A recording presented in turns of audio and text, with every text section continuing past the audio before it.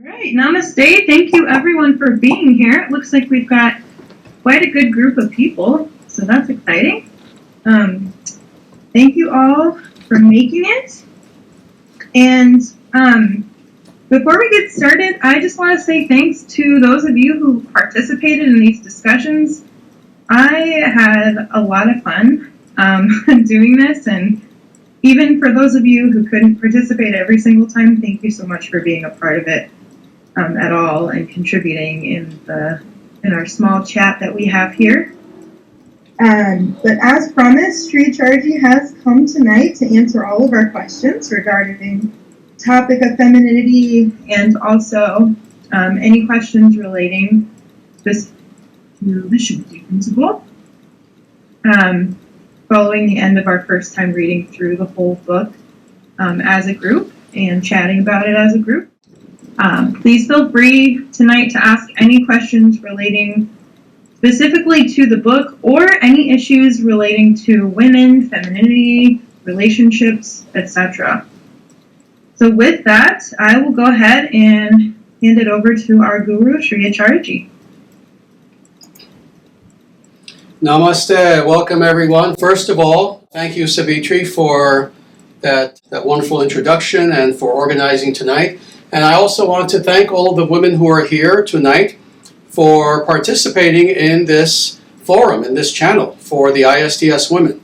And before I dive into anything, let me just talk about that just for a moment, actually. This is something that is very, very important. You know, it was actually Savitri who first mentioned this idea to me that, it would be nice if there were a women's forum, specifically on the Dharma Nation server. And the moment she said that, I immediately said, yes, that is a wonderful idea. And in fact, why don't you head it up? Because it tends to be my policy that when someone says to me, I think X is a good idea, the first thing I do is say, all right, then you head it up. That sounds like a great idea. And I'm so happy that this group has started. It is something that I know has been going on for some time. I know that you went through the Shakti principle very specifically, but that you've also engaged in a lot of truly wonderful discussion. And again, it makes me very happy because this is something that is indeed very important. Right now, it looks like we have a nice number of people who are here online.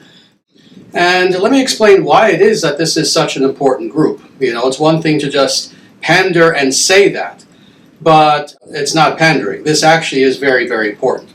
And the reason why is because the feminine is something that is of extreme importance in the tradition of Sanatana Dharma.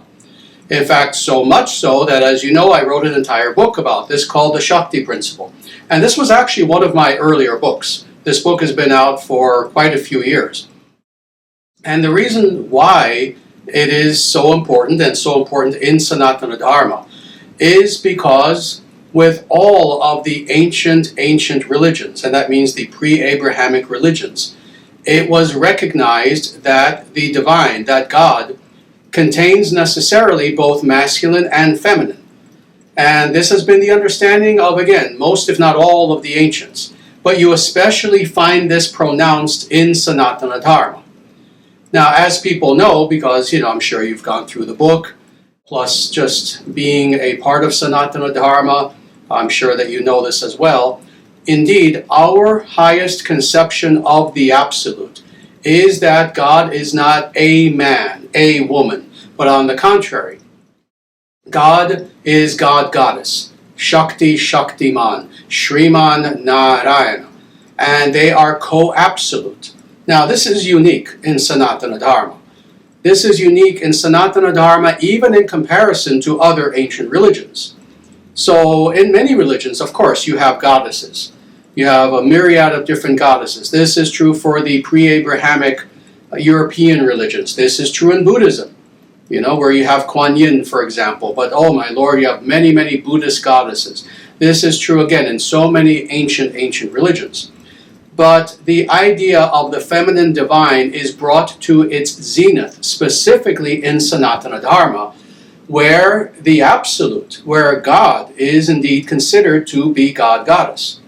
This is why, for example, for those who have seen images of our altar here at the Omaha ISDS temple, you know that our murtis are Sriman Narayana, that is Lakshmi and Narayana. And the idea is that, similar to how in Christianity you have a trinity, you have God who is one and yet functionally three. Well, in Sanatana Dharma, God is one, unitive being, but as far as functionality, you can also see God as two, as God and Goddess. And needless to say, they're complementary to each other, but it's more than this. They are truly one being seen in two forms. And this is a very, very unique theology that you don't find in other religions. And again, it's brought to its perfection in Sanatana Dharma. Indeed, I go very much into this, into the ontology of the masculine and feminine aspects of God very deeply in the Shakti principle. But more than this, in addition to understanding the feminine aspect of God in the highest, more this understanding of the importance of the feminine, that the feminine is just as important as the masculine, that they complement each other, that they're a harmonious whole. In addition to understanding this on the highest level, also when it comes to the earthly level, we see the masculine and the feminine all throughout the world, all throughout the material cosmos. We see this especially, of course, when it comes to living beings, very specifically, and when it comes to human beings. So in the same way that we understand that we are to respect both aspects of God, that is God, Goddess, in the same way, in Sanatana Dharma, while on the one hand, we are indeed radical traditionalists, that is, we haven't had our minds taken away from us by radical feminism. On the one hand, we are indeed traditionalists. We believe in the masculine and in the feminine. On the one hand, on the other hand, we respect both. So it's interesting, I forget who it was, but I saw somebody make a comment. One of my students actually, I forget if it was even on Discord or maybe it was said to me in person. I literally can't remember because I speak to so many people on a daily basis that it's hard for me to remember. But someone said something very, very intelligent when speaking about this principle, and it was that we avoid the two extremes. On the one hand, we avoid the Abrahamic idea, and unfortunately this has been the idea in much of the West throughout, let's say the history of the last 1700 years or so. And that is, we avoid the Abrahamic extreme of the idea that, yes, women are to be slaves, and men are the rulers, and that's all that there is to it, and women just have to take a backseat and be quiet and just serve their men, and that's the only purpose why women have even been created. See, that's the Abrahamic extreme. We absolutely reject that idea on the one hand. On the other hand, we also reject its very opposite, and that is the idea of the hyper-masculinization of women in the name of radical egalitarianism. And that is the idea that, in every way, shape, or form, women should imitate men. There is no difference between the genders. Feminine, masculine have no meaning whatsoever, etc., etc. No, we avoid that extreme as well. So on the one hand, as followers of Sanatana Dharma, we have this very, very healthy idea of balance. Of the idea that on the one hand, yes, men are meant to be masculine, and with the Vedically inspired idea of what that means. Again, not the Abrahamic idea, not the idea of machismo and men acting like cavemen and being violent, aggressive, blah, blah, blah. You've heard me speak about that aspect a lot because, of course, I have given several talks where I have spoken about men's issues. But then when it comes to women as well, the idea is that women should also cultivate within themselves that which is their natural intrinsic essence, and that is to indeed be feminine. But again, not in merely the Abrahamic idea of quote-unquote simply submitting to your husband no matter what, etc., etc. No, the idea is that the feminine principle is something that is natural, that is healthy, that is inherent to what a woman is. And that is to be celebrated both by the woman but also in society. So the idea ultimately being, of course, that for those individuals who do end up in a relationship, getting married, etc., the idea is that there should be a harmonious relationship between the man and the woman, between the masculine principle and the feminine principle, in such a way that they complement each other, that they support each other, that they don't try to pretend that one is the other. No, the man is a man, the woman is a woman, and indeed they celebrate who they are individually, as man, as woman, but at the same time, relationship has to be something that is supremely loving. And what does that mean, loving? It means that in every respect, due to love, you give your partner the benefit of the doubt. You give your partner your trust. You understand that, oh, this is my partner. Whether it's the man talking about the woman or the woman talking about the man, you realize this is the person who I've given my trust to. This is the person who I owe my loyalty to. This is the person who loves me, cares about me, wishes my well-being, wishes my health, wishes my protection, etc. And that being the case, the man and the woman work together as a perfect unit, loving each other truly. And again, individually bringing out the best of who they are as a man, as a woman, but at the same time being one in relationship and in love. So this is the idea of the Shakti principle in the smallest of nutshells, a very, very small nutshell. So again, it is absolutely my pleasure, my happiness to be here with you tonight. And more than anything, what I want to do is to just answer your questions. Any questions that you may have about women's issues, about the Shakti principle, about the idea philosophically of the feminine, about any personal items. You see, like with the men, I always try to make it clear to them, oh, when we have these men's Q&As, don't be afraid. Ask me for personal advice. Ask me, oh, as a man, what does this mean? How do I do this, etc. Well, I'm going to ask you the same as women. Don't be afraid to be very practical. Just ask me any questions that come to your heart, that come to your mind. Thank you so much for that introduction. We have dozens and dozens of questions, some of which I've typed up myself just now, but some that we've collected from our discussions over the last few months. But I thought it would be maybe appropriate to have you answer just a very foundational question first.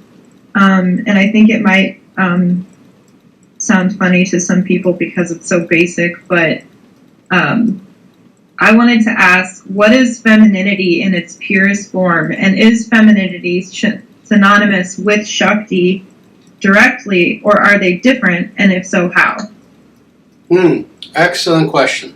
All right, I'll try to remember the different parts. I may have to ask you to repeat one part of that, but I will definitely answer these questions. As far as what is the essence of femininity, the essence of femininity is acceptance. Now, let me explain what I mean by this. Not acceptance by anyone of anything, but rather acceptance by a good person of the best that can be accepted. Now, that's very general, but let me go very deeply into what is meant by this. First of all, we're talking about ideal circumstance because I'm taking the nature of your question quite seriously, and it sounds like a very philosophical question. So I'm going to answer this in a very philosophical way.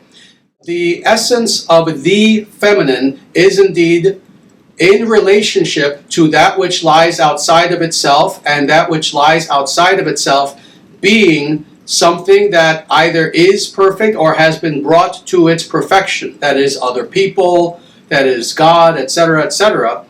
The idea of the feminine is the acceptance of good. In other words, this is the nature of relationship. The nature of relationship is giving and acceptance, giving and acceptance. And truthfully, this is true on both parts.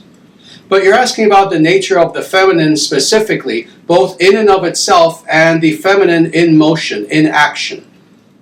And what that essence is indeed to accept lovingly unto itself. Now, of course, this begs the question that what is really the ultimate nature of the masculine? It is, of course, to give, to give, to give. When you think about this, of course, we see this principle operative in nature. We see this principle, for that matter, just to be very blunt and honest, even in sexuality. We see this, again, all throughout nature, that it is the feminine who receives, and it is the masculine who gives. Now, understanding this, we can understand this principle now, and we can observe this principle from quite literally the highest ontological strata of, indeed, Sriman Narayana, Shakti Shaktiman, on the one hand. On the other hand, again, we can see it all the way down to even the biological level. We can see this philosophically, etc., etc. So this is answering this question in a somewhat impersonal, truly philosophical sort of way. So that is what is the essence of what it means to be the feminine. Now, does that go deeply enough? Does that answer that first part of the question? Yes, I believe so. All right, now you'll have to remind me about the second part, please. That's okay. Is femininity synonymous with Shakti, or are they different? And if so, how? They are indeed a little bit different. Yes, Shakti itself, in fact, there is a very close interplay between the two that requires a lot of nuance to fully understand. There is an interplay, but at the same time, you cannot say that they are synonymous, that one quite literally is the other. Rather, Shakti itself is a force that is feminine. It's not that it necessarily is the feminine, if that makes sense. Something can be feminine, but it doesn't mean that that thing in and of itself is non-different from the feminine. You can even say this about a woman. You can say, oh, that is a very feminine woman. That's good, that's true, but it's not that she is the incarnation of the feminine. It's not that the feminine and that one specific woman are one and the same, that is the goddess of the feminine. If you see some feminine woman walking down the street. In the same way, yes, Shakti and femininity are not exactly the same. Shakti can be seen first and foremost in how we relate to it in, again, a somewhat impersonal way. It means energy. It means power. It means that which gives power to something. That being the case, of course, this is why when we speak of power, even in the metaphysical sense, we can speak about it either in this somewhat more impersonal, functional sort of way, as vitality, for example.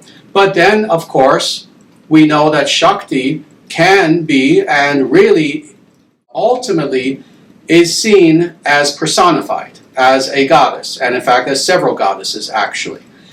Now, when personified as a goddess, let me state this very clearly, and this is one area in which the feminine comes into the picture of Shakti itself. When it comes to a personification of Shakti, that personification of Shakti brought to its fullest fruition, without doubt, is going to be feminine. So, in other words, it indeed becomes unfolded as feminine. There's no such thing as masculine Shakti. Interestingly, you see, this is where I said it gets nuanced. Now, can a man have Shakti? Of course. Of course, a man can have Shakti. But the Shakti itself is of the nature of the goddess, and thus ultimately, yes, of the feminine. So again, you can't say that the feminine and Shakti are literally synonymous, but the Shakti, understood in personal forms, is absolutely feminine. Both in how it operates, but also in the fact that it is personified as the goddess, as a woman. So, somewhat nuanced answer, but I hope that makes sense for people. Yeah, that was a really great explanation. Thank you for taking the time to explain that. Absolutely. Let me just say one more quick thing. This is, interestingly, people hear this word metaphysics all the time. What is very interesting is metaphysics can be understood in my exploration of metaphysics for something like 50 years now, in 3 different ways. There's the pop way, That is, when some people use the term metaphysics, they mean that in a somewhat new age, new thought sort of way. That's the first. The second is actually philosophical, metaphysics meaning dealing with those topics and the interrelation of ontological strata of beings and of being that are beyond the purview of the empirical. That's the second philosophical sense. But then metaphysical in the highest sense I've seen is precisely what I was just talking about. And that is truly understanding metaphysics, meaning principles that are living principles, such as Shakti, for example, and the nuances that are there. And just like with human beings, when you talk about relationships with human beings, when you talk about being in love with someone, that person loving you, what are you talking about? You're talking about something, the nuances of which, the flavors of which, the sophistication of which never ceases to amaze. Isn't that the case? That when you're talking about human beings really interrelating with each other in a loving way, the nuances are amazing. Well, when we're talking about metaphysics in the highest sense, that is the case as well. So just a little aside I want to throw in there. So any other questions? Yeah, I was going to see if there's somebody else who maybe wants to ask a question. Otherwise, I have like 29,000 here I can ask. Very good. Let me just say, actually, I see a few comments here, actually. If I can just very quickly just comment on these comments. Just give me a moment, actually, to read them all fully. I just saw that they popped up. And then he has a comment here. I think that too much of this, and I assume you mean accepting, by women is not good personally. I know there are men who are tired of always doing nothing but giving. Yes, absolutely. That's why in proper relationship, there has to be both giving and receiving on both parts. That's why I predicated my answer by saying that, I'm answering this on the purely philosophical, highest metaphysical level.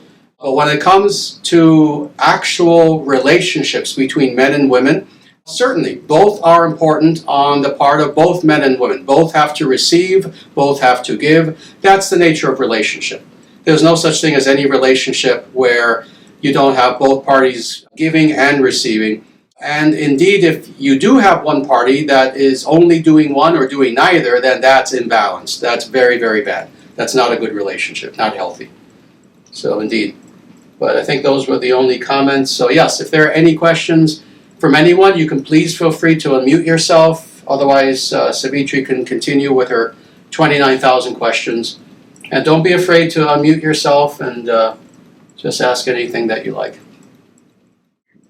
Yes, namaste, Sri Acharyaji. Thank you so much for doing this talk. I do have a question, if I may ask. Absolutely, please. Yes. My one question was, what is the number one thing that young women should avoid today being the Kali Yuga, and what would you suggest the one thing they should try to cultivate today that they aren't? Excellent question. Yes, this is exactly the sort of question I was hoping for. Yes, very practical. One thing that young women especially should try to avoid as much as possible is taking the media seriously. And this is true for anyone, actually. Truthfully, again, even with the men's Q&As, I've told them the same thing, actually. But speaking about women very specifically and young women specifically, it is very unfortunate that, of course, we have a media. When I say media, I'm talking about this ubiquitous, omnipresent sort of media. I don't mean just the news. No, I mean everything. I mean music.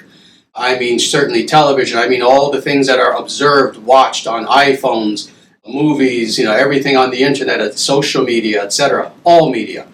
Unfortunately, as we know, we have a media complex that exists, sadly, in order to make money. And that being the case, that their number one concern is being to simply make money, their number two concern being 100,000 miles below that. It is the case that, of course, the media has very often given women the wrong message. They've either given them the message that, indeed, like they give men, The world is simply here to enjoy. Doesn't matter how old you are, just go out and experiment sexually, experiment with drugs, with alcohol, go partying, etc., etc., etc. And of course, what ends up happening is that women end up, even at a very young age, being very hurt. Because why? Well, we know that there are many men who will take complete advantage of this fact, that the media is telling them, oh yes, you're young, go wild, YOLO, you only live once. So get out there and you have a right to enjoy just like the guys. And the truth of the matter is, it's not a matter of just like the guys. The guys should not be exploited in this way by the media either. So the first thing that young women have to do is to be trained, hopefully by their parents, to not take the media and entertainment so seriously, and to just do whatever entertainment tells them to do. You know, I was mentioning this the other day, that party has now become a verb. And at one time it was only a noun. At one time you went to a party. And usually it was a birthday party or someone's anniversary party. But now it's become, instead of just a noun, it's a verb. Oh, I'm going to party. I'm going to go to my friend's house and party. I'm going to go to the bar and party. And let me tell you, this is recent. If you were around in the 70s, as I was, and you said, oh, I feel like I want to party, people would be confused. Oh, what party are you talking about? But again, this is how the culture has changed. So this is the one thing negatively that I would tell young women that they should do, is to definitely do everything that they can in their power to think for themselves. Not allow the media, entertainment, etc. to think for them. So that's the negative that they should avoid. As far as the positive, what young women should do is actually both what they should do and what they need. They should seek examples of healthy femininity. Women who indeed are strong, actually. Again, hopefully you've read the Shakti principle. I talk about many strong women. But the kind of strength that we celebrate in women is something radically different from the feminist ideal. Again, not that strength means that, oh, you imitate a man, you follow all the caricatures of what society tells you a man is like. Oh yes, you start spitting on the floor, talking about only sports, all these silly caricatures that, again, the media tells us, oh, this is what men are. Men are very aggressive, so that means as a woman, if I'm to be strong, I should be aggressive. No, women can and should be strong, but what does this mean? This means strong internally. This means strong in their beliefs. This means strong in self-belief, strong in self-confidence, strong in their commitment to their boyfriend, their fiance, their husband, strong in their commitment to their family. It means that they are strong in that, like the men. Again, this applies to both men and women. Women have to be self-disciplined. They have to have the ability to, yes, work hard. Anyone who is part of a family, and especially a family where, again, you have a husband, you have a wife who love each other, you begin to have children. Oh, this means you're going to have to work very hard. You're going to have a good work ethic, etc., etc. Well, in this way, women have to cultivate strength as much as possible. But again, this natural strength. Women have to cultivate tolerance, patience, etc., etc. And indeed, if anything, I'm not the only one who has said this. Many people throughout history, many very, very wise people have said this actually. Men and women need to cultivate strength in different ways. For men, of course, it tends to be more physical kind of strength, more of the strength that makes you go out there and face the craziness of the world and protect those who you love, etc., etc. But women also have to cultivate strength, but again, it's more of an inner commitment, an inner strength. And again, this is one of the many, many differences that we see between the masculine and the feminine that are complementary. So this is what I would say, that women should, young women especially, should avoid taking the media seriously. They have to think for themselves instead. They have to hopefully have good parents who can steer them away from being brainwashed by the media. They themselves need to read the Vedic scriptures. They themselves need to cultivate wisdom. They themselves need to understand what is the actual reality of the world and their place in the world. But they also need to cultivate strength. And again, strength in a feminine sense. So, does that answer the question? Yes, Sri Acharyaji, this answers the question perfectly. Thank you very much. My pleasure. Thank you. Wonderful. Any other questions?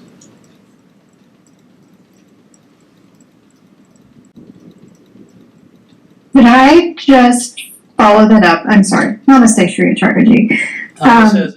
Yes, thank you. Thank you for doing this. I just want to tag on to the end of Vishnu Patni's question and ask a similar question for those of us women who are no longer young. Yes. Very good. So basically the same question, but applying to somewhat older women. Yes. Okay, very good. Absolutely. Yes, and there is indeed a difference, actually. Yeah, it was very nice that she asked about younger women, but indeed it's true, both for men and women, there are different needs, there are different concerns, in accordance with different ages. So with older women, very specifically, as far as the things that they should avoid, let me state this actually, in this way. Women should avoid thinking of themselves merely as an age. And let me go deeply into that and explain what I mean by this. And truthfully, this applies both to men and women, but we're talking about women right now. Very often it's unfortunate that on the one hand, while we need to acknowledge the fact that indeed we're getting older, on the other hand, we're not to simply give in to societal stereotypes of what that means, if that makes sense. In other words, it's good for women, even as they get older, to always see themselves as being people of value. See, this is something that's unfortunate about the Western world and modernity, specifically in the Western world, is that now, as people get older, they begin to think that they are losing value. The reason why that's the case is, again, not to harp on this, but this is the answer, it goes back to the media. We live in a culture that, of course, worships youth. So that being the case, you get this sense from the media, even if it's subtle, sometimes it's not so subtle, that as people get older, they start to lose value. And that being the case, very often people who otherwise, oh my Lord, they have enormous value, they have vitality, they are intelligent, they are funny, they are good-hearted, they have so much that they can offer the world, they begin to give in to this idea. And they begin to, again, act like the stereotypes. Whereas traditionally, interestingly, women, even as they got older, you see, it's not a matter of denying age. It's not a matter of, I'm going to pretend I'm not getting older. No, you acknowledge that, yes, I'm such and such age now. But at the same time, you understand that your value is still there just like at any other time of your life. And that you still inwardly, see, this is the thing, older people inwardly, most of them do tend to still think of themselves as younger. Well, that should become manifest. And again, not of course in a silly way, but in a way of understanding that, no, I still have worth. I still can do wonderful things in this world. I still have enormous things to offer to this world. I have, if anything, I have wisdom now, coupled with who I have been all of my life.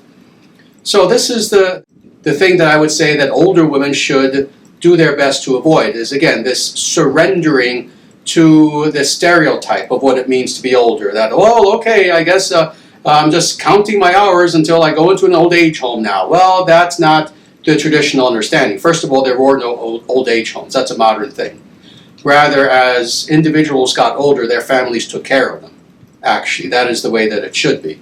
And that's the way that it was for a long time. You had extended families where you had the parents and the children, and you had the grandparents who often lived there, etc., and that was the idea originally.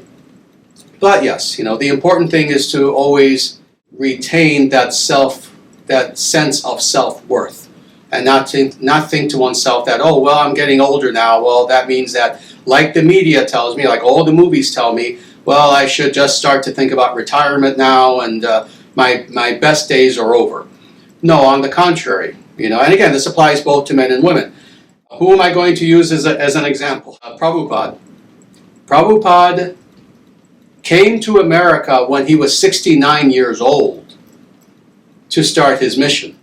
Prabhupada came to America when he was 69, when at that point, most people were either in retirement or they were sure thinking about retirement. And yet he came to America, and again, he was one of these individuals. I mean, he was a man, but again, it applies to women as well.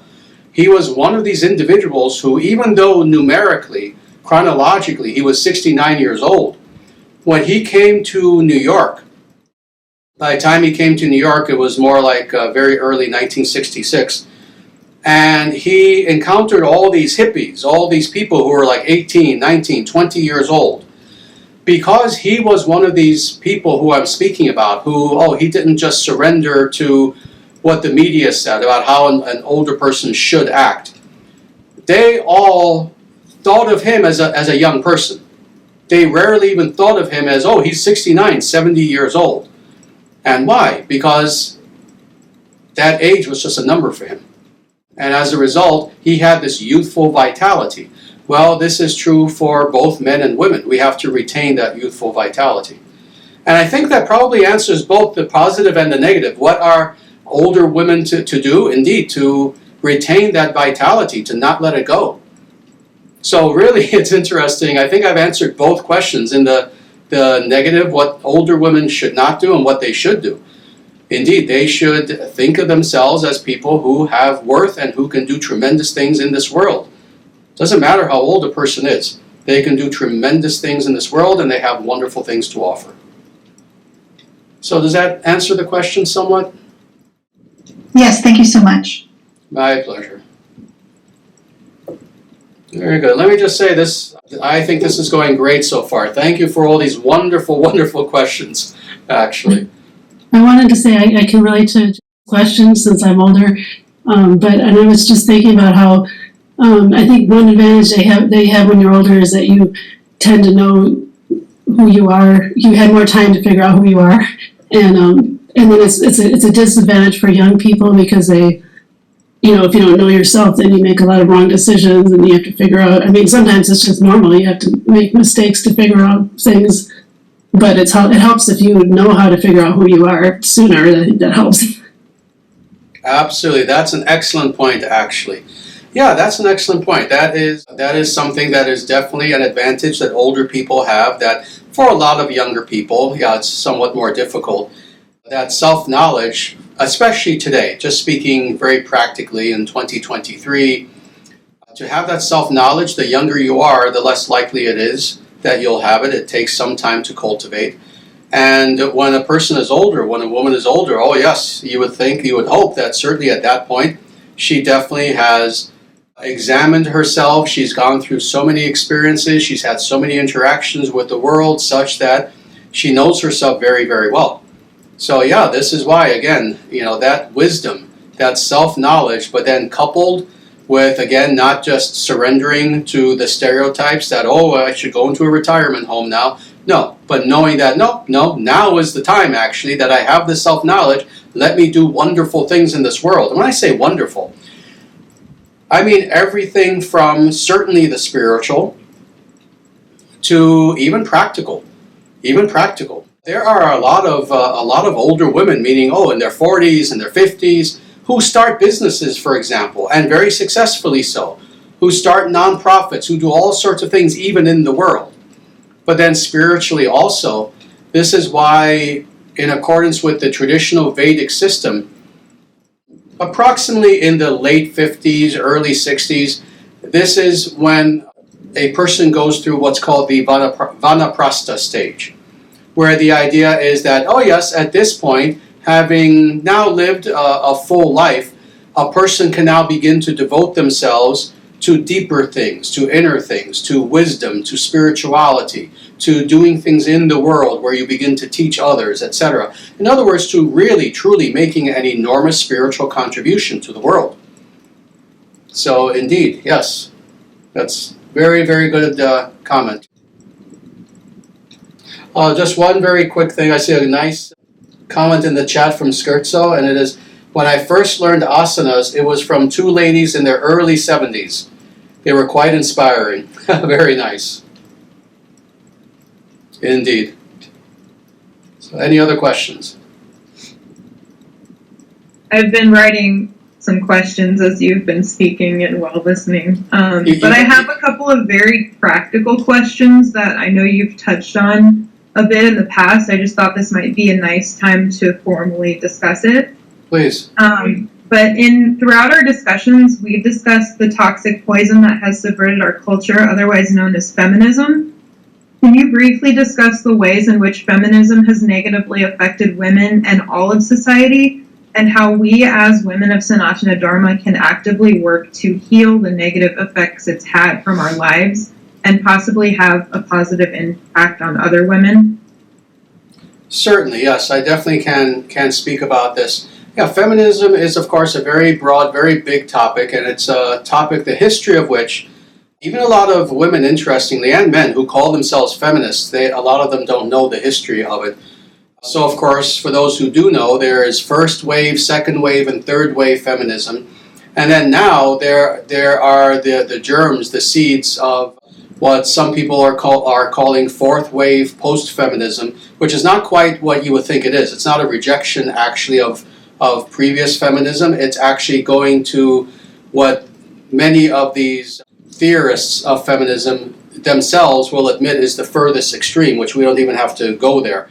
But yes, when it comes to feminism, again, it's gone through many stages. And sadly, when it comes to, let's say, the broad general idea of what the term even means, there's a lot of misunderstanding.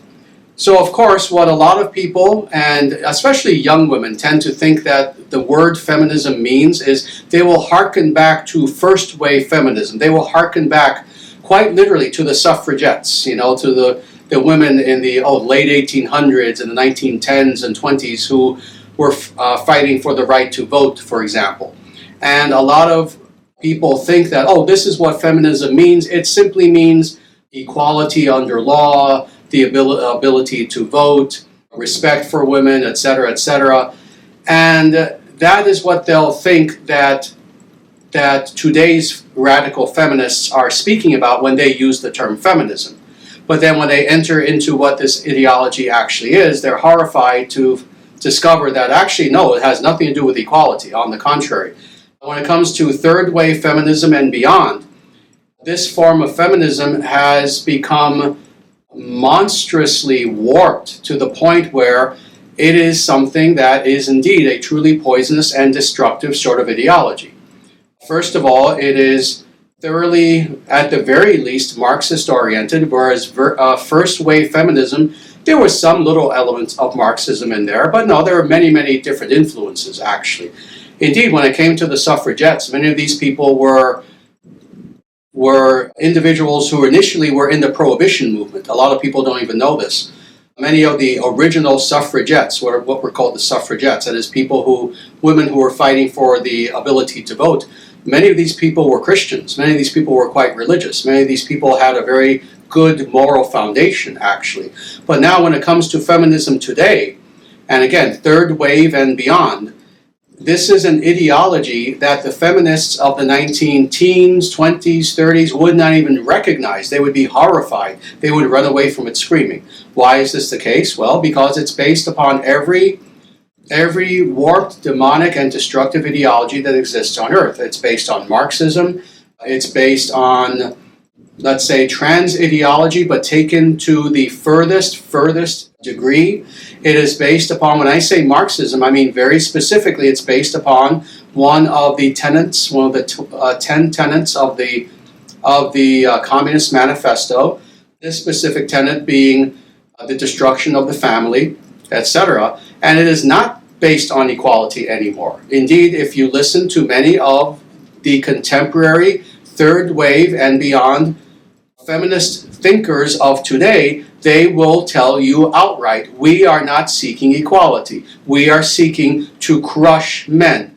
We are seeking to destroy this word that they've made up, the patriarchy. And indeed, it's something that has become very destructive. Now, as a result of this, now let me just warn you, because First, I know we have many more questions, plus it's getting a little bit late. To fully answer this, I would have to give you a lecture for about an hour. So let me warn you, I'm giving you the quickest little summation. You asked essentially, how has this ideology harmed women, and then how do we heal women from this damage that has been done? As far as how it has harmed women, well, all we need to do is listen to women all around us and see how unhappy they are in every sense, unhappy with themselves, not believing in themselves, having no sense of self-respect, self-confidence, self-esteem, etc., etc. What we also see is how women today are very unhappy when it comes to relationship. Indeed, women have become convinced that it is nearly impossible to have a healthy relationship with one man, and again, the traditional, and not just traditional, the natural and dharmic idea that people have, and that is of being in a monogamous, happy, loving, healthy relationship. Women, if you were to ask them today, especially younger women, increasingly feel that that is an impossibility. That's just a fantasy. That's a pipe dream. And it's something that they could never, ever hope to achieve. So what we see today is that many women, unfortunately, are in this position where they're experiencing almost a type of enforced schizophrenia that has been enforced upon them. Where on the one hand, again, getting back to this wrong idea about strength, that, what it means to be strength is, I need a man like a fish needs a bicycle. I don't need any man in my life. I don't need a man to protect me or be there for me, etc., etc. I am strong in and of myself. I don't need anything. On the one hand. On the other hand, that inner urge, that inner need that they do want a relationship. Now, they want a healthy relationship, of course. They don't want a relationship with, indeed, the stereotype of men that the media throws at them. They do want a relationship with a man who is loving, who is caring, but at the same time strong. And there is this disconnect that occurs psychologically in women today because on the one hand, feminism is telling them, in essence, men are your enemy, you don't need them. Be a self-composed island in and of yourself and be happy with that on the one hand. On the other hand, both psychologically, inwardly, even biologically, they know that they do want to be in a healthy relationship. And again, this causes a lot of conflict in the minds of young women. And they just don't know what to do. They don't know where to turn. And again, this is why it is especially tragic that the two options that are offered to them are these two options. On the one hand, either, yes, be a third-wave feminist, believing that all men are bad, all men are evil, all men just want you for sex, etc., etc. That extreme on the one hand, or the other extreme, well, no, I don't want to believe that, but what is my alternative? Let me be an Abrahamist. Let me just be a slave of a unhealthily hyper-masculine sort of guy, who also is an Abrahamist. And it's very unfortunate this is where women find themselves today, not understanding the Vedic alternative, the Shakti principle, which is that, like I said before, no, on the one hand, a woman can be feminine, can feel fulfilled in her role as a woman, but on the other hand, does not have to see herself as a slave of her man.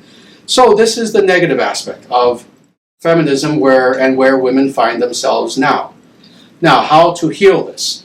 You see, it is always easier to destroy something beautiful than to rebuild it, and this is the difficulty. To now rebuild and to heal from essentially 50 years, to now heal from this, to now bring women to the point where they know that they can be strong and confident in themselves on the one hand, yet on the other hand, be able to be in a loving relationship with a good, gentle, masculine man where they can be safe, they can be themselves, they're not going to be abused, and on the contrary, the more feminine and loving that they are, the more masculine and loving their man will be. How do we get there? Indeed, what it's going to take, let me talk about this first broadly and then specifically with individual women. Broadly, of course, what it's going to take is all of society to change. Now, this sounds like a very big task, but, well, how did we come to this bad point where we find ourselves now? Well, all of society changed. So basically we need to reverse this. So there isn't one answer, broadly speaking, for how to change this problem on a macro scale. Rather, indeed, all of society has to change. We have to rid society of, indeed, these more negative aspects of feminism. We need to go back to, indeed, not Abrahamist traditionalism, but to a Vedic traditionalism, a healthy traditionalism that seeks a balance between man and woman, a healthy balance. That's the first thing that has to be done on a societal level. Now, when it comes to individual women who indeed have seen themselves as victims of feminism and who now find themselves in this strange region of, again, not being traditional, not being an extreme feminist, etc., etc. These women do indeed have to heal themselves by beginning to understand what it means to embrace the feminine in themselves. And how do they do this? As I was saying before, first and foremost, they need models. See, it's so interesting, isn't it? For those of you, and I think most, if not all of you, have heard many of the talks that I gave to men. Well, there's a parallel with women. Women need models also, just like the guys. They need their John Waynes. Well, women also need models as well of femininity. And where do they find that? Well, in many of the same places that the men need to. That is, they can certainly look at culture from the past. This means literature. This means wonderful novels that were written at a time when, again, there was more of a healthy balance between the masculine and the feminine. This means, yes, reading books, reading stories from the 19th century, early 20th century. It means watching films, entertainment at a time when things were a little bit more sane. It also means in real life, finding those individuals who, oh yes, maybe they were raised at a time when indeed, this was a pre-feminist sort of society. So this means older women. We need to find older women who indeed, they themselves personify what it means to be feminine. And they themselves, more than anything, had successful lives, successful relationships, successful families, where they themselves, they were married for 40 years. And they had children, and they have grandchildren now, and they are content. We need to find such women, and we need to talk to them, be friends with them, ask them their advice. We need to seek out this wisdom, and on like this. And more, this group right here. This group right here is a shelter, I'm sure, for all of you, and for all the women who are going to come to this group in the future. Women who are seeking the same thing. And what are all of you seeking? Correct me if I'm wrong. Certainly you're seeking spirituality. And you're seeking to manifest spirituality in your day-to-day lives in such a way that, again, you yourself have fulfillment, you yourself are strong, you know yourself well, but at the same time, yes, you don't just surrender to what is the latest pop ideology in the culture today. But instead, you want to live your life in a somewhat more traditional sort of way, where indeed you are fully manifesting in who you are the feminine, your feminine aspect, as much as possible, in a very healthy way. And again, correct me if I'm wrong, but I believe that that's why you're in this group. Well, take full shelter of this group. And again, hopefully in the future, more and more women will join this group. And that being the case, yes, rely on each other, learn from each other, support each other, and in this way you will heal. In this way you will heal. And now let me get back to the spiritual very overtly. And that is indeed, how do women heal from 50 years of third wave feminism? Take shelter of the spiritual. The way that you heal is in the spiritual. It is by doing meditation, it is by going within, it is by seeking calm, seeking peace, seeking the quiet. It is by stilling your mind. It is by stilling certainly all of the crazy voices that are outside of yourself yelling at you. That is, shut off your media whenever you can. Stop staring at your phone. Don't be obsessed about social media. Don't watch too much television. People who know me well, anyone who visits me here at the temple, they know I don't watch television. I actually detest television. The number of television shows in the history of television that I would consider to have been, pretty good shows. I could probably count on the fingers of one hand. I don't like television. Yes, try to give yourself a media fast as much as you can, to the point of avoiding it entirely if you can. And indeed, take shelter of God as much as possible. You want to have the ultimate model in your life? Have that model be Sri Lakshmi Devi. Have that model be Sita Devi. Have that model be Radharani. There are so many models that are there. I spoke about only a tiny handful in the Shakti principle. But in the Shakti principle, I mentioned many of these women who, oh my Lord, they are feminine, and oh my Lord, they are strong. They are strong. See, there's a reason why Mahisha Asura, when this terrible demon appeared and threatened the very cosmos itself, to the point where even the gods could not defeat this demon. They turned to the great goddess who appeared in the form of Durga Devi. And each of the gods gave this goddess their weapons. And in her multi-armed form, carrying all of these weapons, she defeated this demon. Oh, you want models of strength and femininity? Oh yes, look to these goddesses in Sanatana Dharma. You'll find strength to the point where the gods bow down to the strength. But at the same time, Durga was no third-wave feminist. Would you say that the third wave feminism is more young people have been exposed to that? Because I think maybe like for older people, maybe they experience more of a lack of a first wave feminism. Yes, it's interesting. Again, as far as when third wave feminism started, even third wave feminists will disagree, actually, because I know this topic pretty well, and I followed their debates for several decades. Third wave feminism occurred at a time historically when all of society was shifting itself. And as a result, it managed to very rapidly infest the institutions, especially the institutions of learning, but really every institution. And as a result, it's third wave feminism that has had an enormous cultural and, again, entertainment impact upon young women. So this is why, again, when it comes to many young women, it's interesting. I've spoken to young women who have thought that they were feminists, who have called themselves feminists.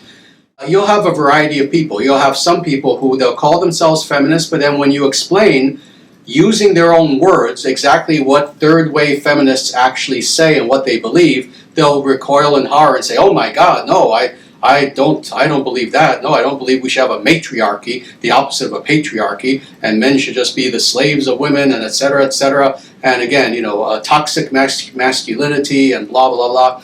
Yeah, again, this is all third wave feminism. Feminists from the 1920s, 30s, they wouldn't even understand what any of this meant. They would just recoil in horror. So you'll have young women who, again, are somewhat innocent and don't even understand that that's what third wave feminism actually stands for. But then you'll have some who, indeed, they have been through the institutions all of their life that have brainwashed them from kindergarten all the way through college, to the point where, indeed, they find third wave feminist ideals to be just the norm.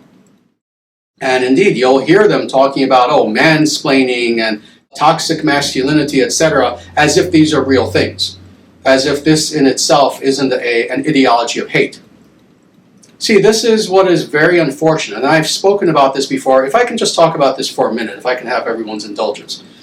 This has been one of the negative outgrowths, unfortunately, of, indeed, the breakdown of social norms, of morality, of religion, the family, etc., is that people are so unhappy to the point where the genders, and of course when I say this, not everyone, I'm speaking very generally of some people. We now have movements in which the genders are outwardly, outspokenly talking about hating each other. Third wave feminists talk very openly about hating men. Men are the enemy. I am quoting them. This is not speculation. You can look this up yourself. Men are the enemy, men are evil. On the other hand, Indeed, you have something like MGTOW. If you don't know what this is a whole movement among some men. It's men going their own way, MGTOW, where indeed they see women as inherently evil. And in some cases, they'll maybe be a little bit more sophisticated. They won't quite say it that way, but that is their ideology, that yes, there is something inherently wrong with women. Women just want to exploit men, so therefore we are going to go our own way and have nothing to do with women. So indeed, this whole breakdown of normal, healthy relationships between men and women has led to outright hatred. And again, this is not with everyone. Both of these groups, please understand, third wave feminists represent nobody. They are a tiny minority among women. But again, they control all the institutions. Same thing with MGTOW. They represent a tiny minority of men, but they are loud. They're loudmouthed. They're all over the internet. So please don't think that these people represent the majority of either men or women. They don't. But they are loud on both parts. Again, third wave feminists, MGTOW people. And as a result, what we see is that, yes, things have only gotten worse as far as relationship between men and women. Both of these extremes have got to be completely rejected, wholesale rejected. And indeed, we need to come to this balance again, where men and women can, in honesty and trust, just begin to love each other again. And indeed, a lot of healing, to get back to Savitri's other question, much healing must take place now. I only have about 28,000 more questions. Okay, actually, I'm sorry, can I interrupt you for 1 second? I see Scherzo wrote something here in the chat. Very good. It is, thank you for answering these questions, Sri Acharyaji. As always, my pleasure. The primary question I'd like to ask is the following. How can women influence their husbands, children of all ages, and others toward Dharma? Is it just by being example, or are there more direct actions that they can take? Excellent question. This is an important question. And indeed, interestingly, it is up to both parents to be good examples for their family, for each other, for their children, etc. But traditionally, women have especially had a very, very important role in this. I'm not the first person to point this out. Anyone who's lived in any traditional society, which I have, I was in India twice, plus I've, lived in ashrams, etc., for long periods of my life. Anyone who has observed this will know that when it comes to practical and heartfelt spirituality, no one can beat the women. Women often in a household serve as the example of spirituality. And let me say that certainly that is of importance, to be an example to the family. But more than this, I actually believe that women also need to take a more active role than merely serving as a silent example. And that is that women are indeed teachers as well. It actually says this in the scriptures, that the parents, meaning fathers and mothers, are gurus for their family. And indeed, the woman, the mother, must see herself in that role as a guru for her family, as should the father as well. Again, they're complementary, they're just two different perspectives. But dealing with the woman very specifically, indeed, the woman has to act like a guru. What does that mean? That means that in addition to being a good example, the mother should also outright teach. She should have Bhagavad Gita lessons in the scriptures, wonderful readings that they do together as a family, certainly that she does with the children. We see this in traditional Christian families, let's say pioneer days, times like that, where it would be the mother who would get together with the family and certainly with the children and do Bible readings, for example. And she would teach them, she would have lessons. This is why homeschooling, is also something very important.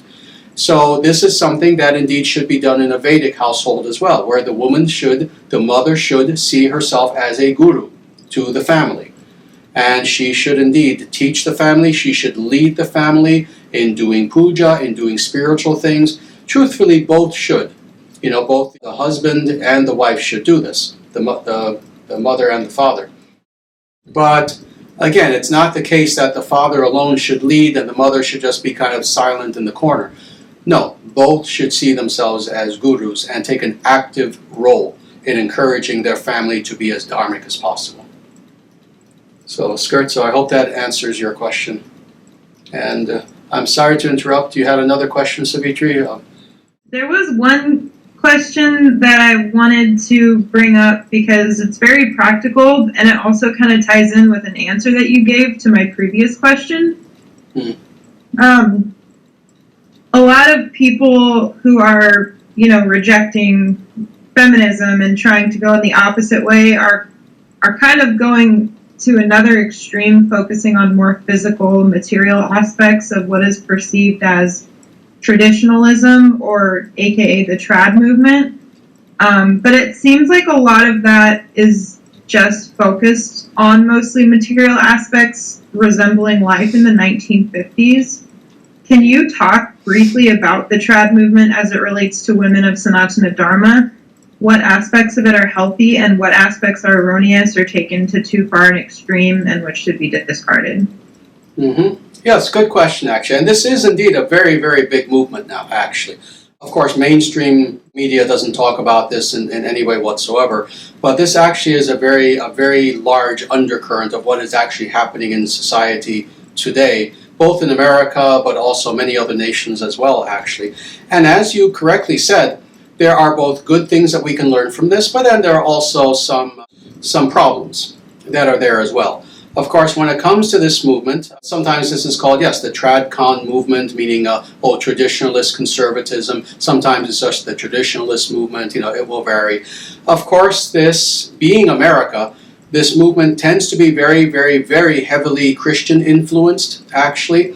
That in itself, of course, causes some problems, leading back to what I was saying before about Abrahamism, and we need to make that distinction, that not being Abrahamists, some of these people indeed will take the idea of going back to tradition not just too far, but again, reveling in stereotypes of quite literally, women just being barefoot and pregnant in a kitchen and doing nothing but cooking and raising the children, and just the idea is that, they should just be quiet, don't speak unless you're spoken to, and et cetera, et cetera. No, that we have nothing to do with. Let me say this first generally. On the one hand, it is understandable that given all of the problems that we have been speaking about, again, especially with feminism and all of the destruction that feminism has wrought upon society, upon millions of individual women, on the one hand, it's completely understandable that many women now, and when I say women, this is a movement among young women. Let me make that clear for people who don't know what the Tradcon movement is. This tends to be women under 30 who fully embrace this idea of going back to what women were like indeed in the past. And again, overall, this is a good thing, overall. The sentiment is fully understood. And again, we understand why it is that many women want to now embrace the way that things were in the past. What I would say, however, is I would go a little bit deeper and say that the problem and the solution is not one of merely history. It's not merely one of retreating into the past, but rather it's a matter of ideology and culture. In other words, a woman can be a modern woman, but at the same time be radically traditionalist. And then on the contrary, there were some things in the past that actually weren't that great. So this is why nuance is important. We need to always understand nuance. So indeed, the good things about traditionalism, well, again, some of the things that I mentioned. The fact that women want to re-embrace some very healthy, eternal, very natural ideas of what it means to be feminine on the one hand. But again, the bad thing is that they will sometimes take this too far because they're Abrahamists. And they will unfortunately have a lot of stereotypes about what it means to be feminine. And again, that is one of the drawbacks. So our vision is one in which, no, it's not just a matter of, in a knee-jerk reactionary sort of way, oh yes, we need to just do things the way they were done in the past, and it's that simplistic. No, we have a lot that can inspire us from the past, indeed. But no era was perfect. If you want to look at, the early 20th century, what to speak of the 50s, or if you want to talk about the 20s, if you want to talk about pioneer era, if you want to talk about the Middle Ages. No era was perfect. There were good points and bad points. Rather, what we wish to grab onto, and what women today should grab onto, if they indeed want to have a life that is healthy and balanced, is not so much future, past, present, all of these things. They need to instead grab on to those eternal principles that they know that in the past, indeed, there was more of a prevalence that people followed. And people don't follow them as much today. But again, it has nothing to do with history. It has to do with those eternal principles. So indeed, young women today have to grab onto those eternal principles of what it means to be a healthy young or older woman. What it means to be a woman. This is what people need to grab onto, and not simply relegate it to a segment of time in history. Oh yes, the 50s were perfect. No, they weren't. There were some things that were great about the 50s. Yes, things were a lot more simple in the 50s, and you had intact families, and people were more content, etc. But things were also a lot more lifeless in the 50s. The 50s was not an era that had a tremendous output of culture and art and literature, for example, of really deep meaning. So this is why, again, you can't pick one specific era and say, oh yes, this is our perfect era. This is our utopia that we're looking for. It's not a matter of an era. It's a matter of principles. And I think this is one of the main pitfalls that trad women fall into, is that they think it's a matter of an era. They think it's a matter of, oh yes, let me watch sitcoms from the 1950s and try to imitate that, even down to the point of the clothing and the hairstyles. Indeed, there are some women who, they're very nice, they're very intelligent actually, but they pride themselves. You'll see their channels on YouTube where they look like a homemaker from 1953. And, if that makes them happy, that's fine. But as a movement, as a set of principles that is going to change the world and make things better for women today, no, you need to go beyond simply trapping yourself into a time period. Rather, you need to grab onto, what were the principles that were followed, yes, in the 50s and the 1920s and the pioneer era and the Middle Ages and this time, that time, but ultimately in a perfect Vedic civilization.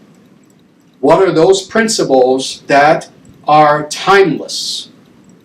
What are those principles that are ahistorical, that transcend history, that are eternal, that are universal, such that if a person as a woman follows these principles today, they will have happiness.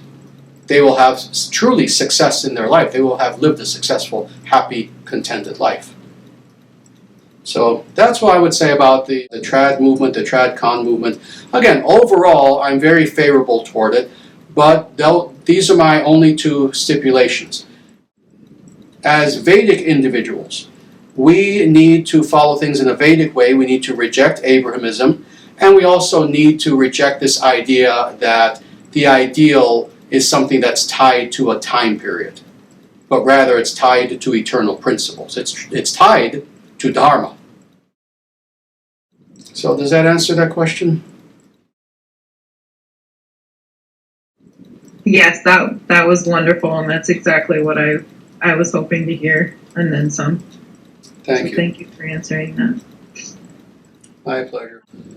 Well, let me say thank you all, everyone, for this wonderful opportunity. This was absolutely great. Let me tell you, Savitri will tell you this actually. I've been chomping at the bit. I've been wanting to do this Q&A with all of you for actually quite some time. I was waiting for you to finish the Shakti principle, and I guess that took a little bit longer than I thought it would. But I've actually been wanting to do this Q&A session with you for many, many months. So I'm glad that we finally have had a chance to do this. And let me say again, to just encourage you, please continue to keep this wonderful group alive. Please continue to meet here as often as you can, to talk to each other, to post things. Just, again, continue discussing as much as possible. I know that this group is going to grow because the ISDS is growing. Our Discord server in general is growing and growing. Let's have this group grow as much as possible. And again, anytime you would like me to do another Q&A, it would be absolutely my pleasure to do so. Thank you so much, Acharyaji, for answering all of our questions. And thank you, everyone, for being here and participating and contributing your comments and questions. This has been really, really wonderful. I've looked forward to this for a while, and I already have a stack of questions for our next Q&A. Yeah, so hopefully this one was really nice because we focused a lot on kind of the foundations of what it means to be a woman. We can send this to Matt Walsh. Maybe he'll learn something. And then hopefully next time we can get into the dynamics of husband and wife, relationships, being a mother, having children, and things of that nature. Thank you all very much. Namaste. Namaste.